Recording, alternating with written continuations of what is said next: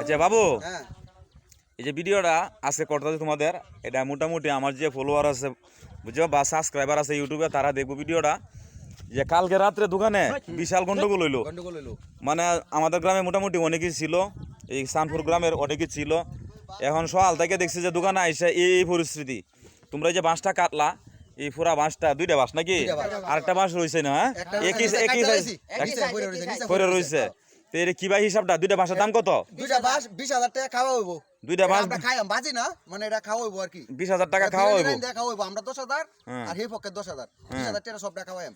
খাওয়া লইব বিরিয়ানি রান আজকে সবাই খাওয়াম, পুরা সানপুরের মানুষে। তাহলে এটা হইছে গিয়া বিশ্বের মধ্যে প্রথম রেকর্ড হইলো এই যে দুইটা বাঁশের দাম 20,000 টাকা। এটাই তো সারা দিনের ভিতরে আমরা দুইটা বাঁশ কাটতে নামাইম।